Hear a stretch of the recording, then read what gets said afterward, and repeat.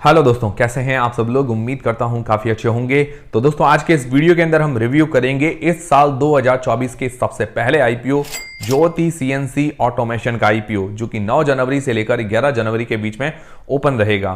तो इस वीडियो के अंदर हम पूरा रिव्यू करेंगे इस आईपीओ का, क्योंकि इस साल का पहला आईपीओ है तो बढ़िया से रिव्यू करेंगे।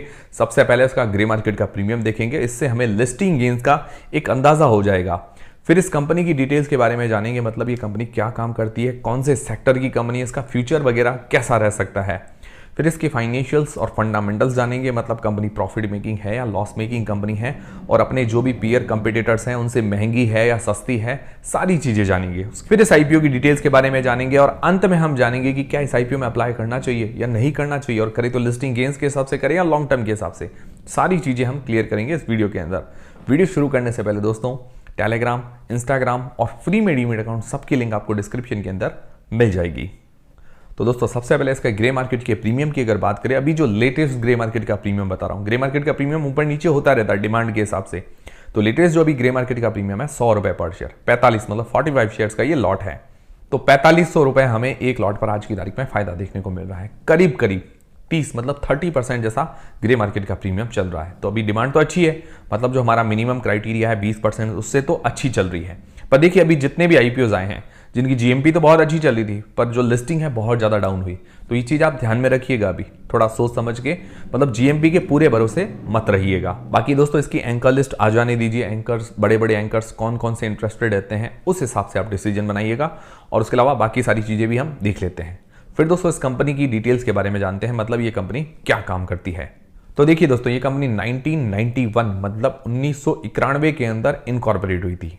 तो करीब करीब 32 मतलब 32 इयर्स पुरानी कंपनी है, मतलब अपने सेक्टर के अंदर अच्छा एक्सपीरियंस है इसको। और दोस्तों ये राजकोट बेस्ड कंपनी है, गुजरात की कंपनी है, राजकोट की। राजकोट में ज्यादातर मशीनिंग इंजीनियरिंग का काम ज्यादा होता है, आप सभी लोगों को पता होगा, मतलब जो लोग जानकार हैं उनको तो पता ही होगा कि राजकोट में इंजीनियरिंग मशीन से रिलेटेड ज्यादा काम होता है। वो इसी के रिलेटेड कंपनी है। ये कंपनी क्या करती है, सीएनसी मशीन मैन्युफैक्चर करती है।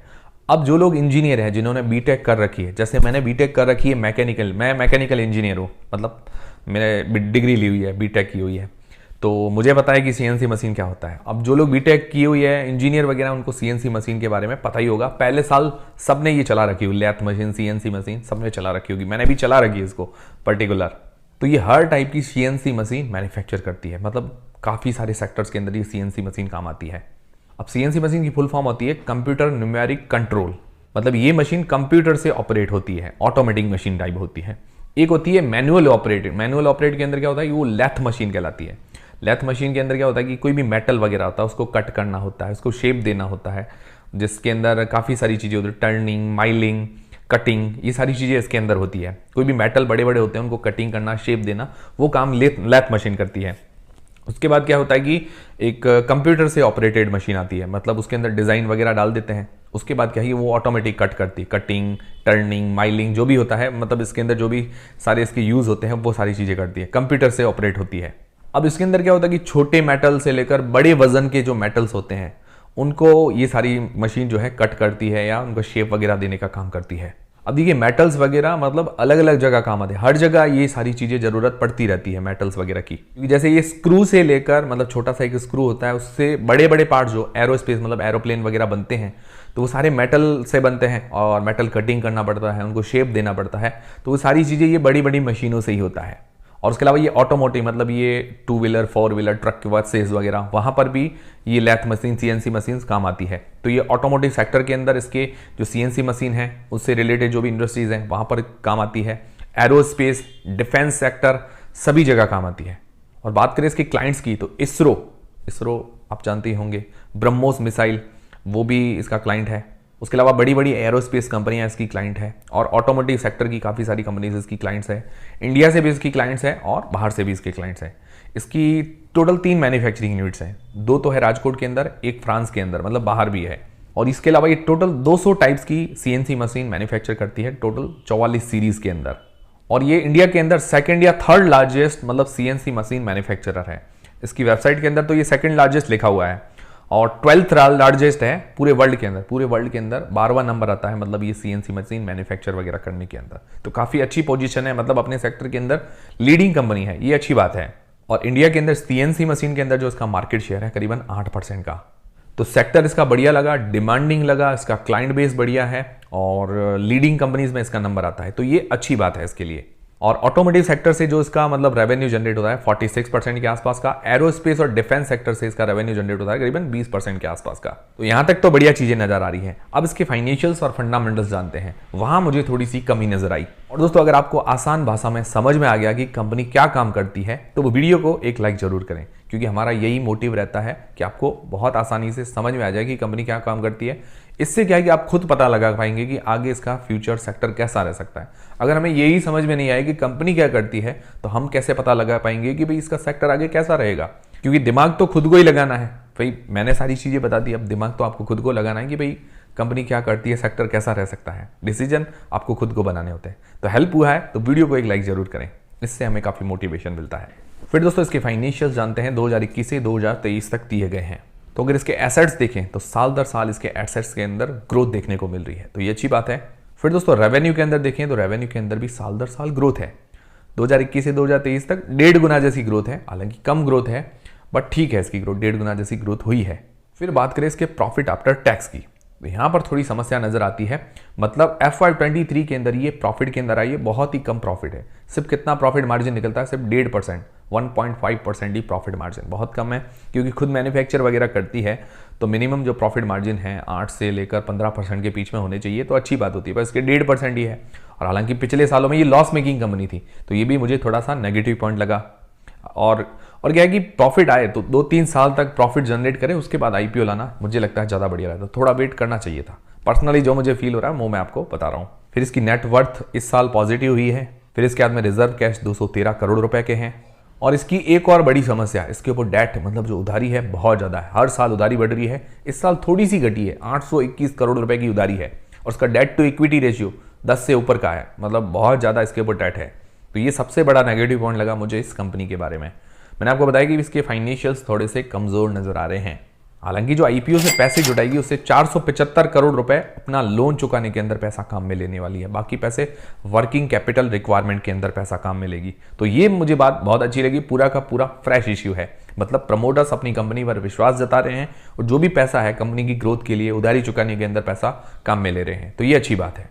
फिर उसके बाद भी करीब 346 करोड़ रुपए की उधारी रह जाएगी, ये भी थोड़ी ज्यादा है। और इसका अर्निंग्स पर शेयर है 1.02, बहुत कम है।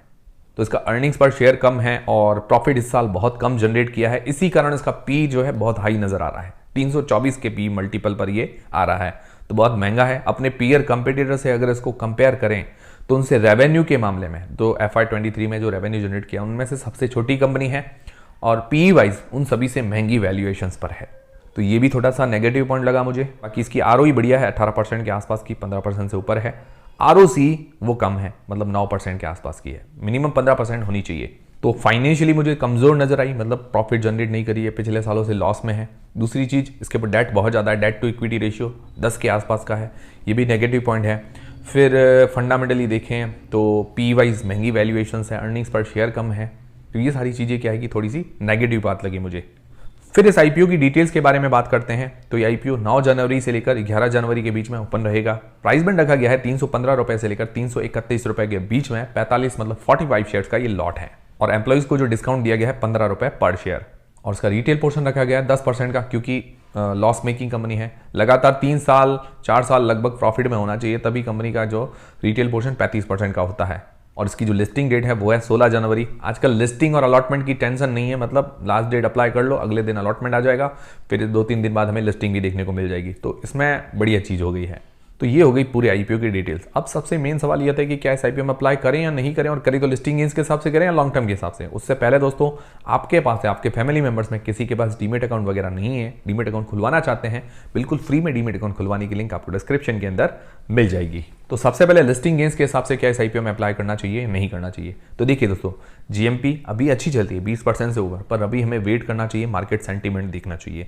एंकर लिस्ट आ जाने दीजिए, पहले दूसरे दिन का सब्सक्रिप्शन देखिए, डिमांड कैसी है उस हिसाब से आप डिसीजन बनाइए। क्योंकि पिछले आईपीओ आप देख लीजिए, जीएमपी शानदार चल रही थी, पर क्या है कि लिस्टिंग हुई बहुत डाउन हुई। क्योंकि जीएमपी के पूरे भरोसे नहीं रहना चाहिए, सिर्फ एक अंदाजा होता है, अंदाजा लेकर ही चलिए, ज़्यादा चीज़ें मत देखिए। फाइनेंशियल, फंडामेंटल सारी चीज़ें दिमाग में रखिए, उसके बाद डिसीजन बनाइए। तो अभी तो हमें वेट करना ज़्यादा सही लग रहा है। बाकी देखिए दोस्तों, डिसीजन आपको अपनी रिस्क और अपना एनालिसिस लगा के लेना है। फिर दोस्तों क्या लॉन्ग टर्म के हिसाब से इस आईपीओ में अप्लाई करना चाहिए नहीं करना चाहिए, तो इसके पॉजिटिव्स नेगेटिव्स दोनों ही देख लेते हैं, जिससे आपको समझ में आ जाएगा। तो सबसे पहली चीज़ पॉजिटिव्स के अंदर क्या है, तो इसका सेक्टर बहुत बढ़िया है। मतलब ये सीएनसी मशीन वगैरह जो मैन्युफैक्चर करती है सेक्टर बहुत बढ़िया है और अपने सेक्टर के अंदर लीडिंग कंपनी है। इंडिया के अंदर सेकंड लार्जेस्ट है, पूरे वर्ल्ड के अंदर 12th लार्जेस्ट कंपनी मतलब ये है सीएनसी मशीन मैन्युफैक्चर करने में। इंडिया के अंदर भी क्लाइंट्स है, बाहर भी क्लाइंट्स है। इंडिया के अंदर 2 मैन्युफैक्चरिंग फैसिलिटी राजकोट के अंदर, एक फ्रांस के अंदर है मैन्युफैक्चरिंग फैसिलिटी, तो ये पॉजिटिव पॉइंट है। फिर उसके अलावा ये ऑटोमोटिव सेक्टर को, डिफेंस और एरोस्पेस सेक्टर को ये सीएनसी मशीन वगैरह मतलब सप्लाई करती है, जो भी इनके क्लाइंट वगैरह हैं। और बड़े क्लाइंट्स के अंदर बात करें तो इसरो, ब्रह्मोस मिसाइल वगैरह है, और भी बड़ी बड़ी एरोस्पेस कंपनियां इंडिया की, बाहर की, टर्किश एरोस्पेस वगैरह, ये सभी इसकी क्लाइंट्स हैं। तो ये बहुत बढ़िया पॉजिटिव पॉइंट है। फिर एक और पॉजिटिव पॉइंट कि पूरा का पूरा फ्रेश इश्यू है। कुछ उधारी चुकाने के अंदर इसका पैसा काम आएगा, कुछ वर्किंग कैपिटल रिक्वायरमेंट के अंदर पूरा पैसा काम आएगा। मतलब प्रमोटर्स अपनी हिस्सेदारी सेल करके निकल नहीं रहे हैं, प्रमोटर्स खुद विश्वास जता रहे हैं, तो ये सबसे बड़ा पॉजिटिव पॉइंट हो जाता है। बाकी इसकी आरओई बढ़िया है, रिटर्न ऑन इक्विटी, आरओसी कम है।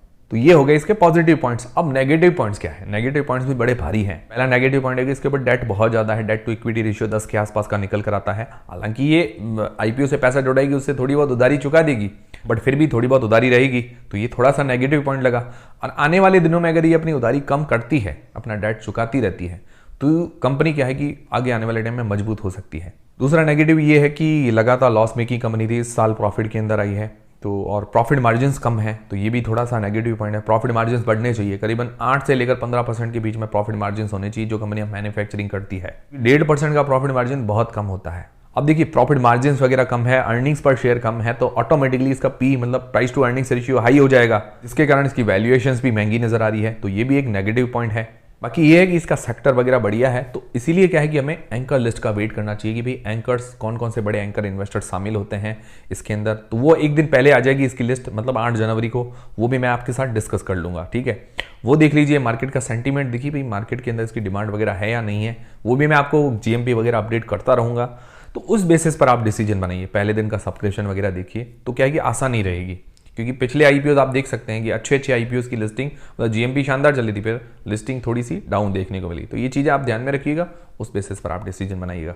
पर्सनली मैं भी इंटरेस्टेड हूँ इसको सेक्टर को लेकर, पर अभी क्या है कि मैं भी एंकर लिस्ट वगैरह का वेट कर रहा हूँ। अगर अच्छी आती है उसके बाद मैं क्या है कि अप्लाई करना नहीं करने का उसका डिसीजन बनाऊंगा, और फाइनल डिसीजन का वीडियो भी मैं आपको दे दूंगा मेरे चैनल पर। इसीलिए हमसे जुड़े रहिए, और उम्मीद करता हूं ये वीडियो देखने के बाद आपके सारे कंफ्यूजन दूर हुए होंगे और काफ़ी हद तक क्लैरिटी आ गई होगी ज्योति सीएनसी ऑटोमेशन के आईपीओ को लेकर।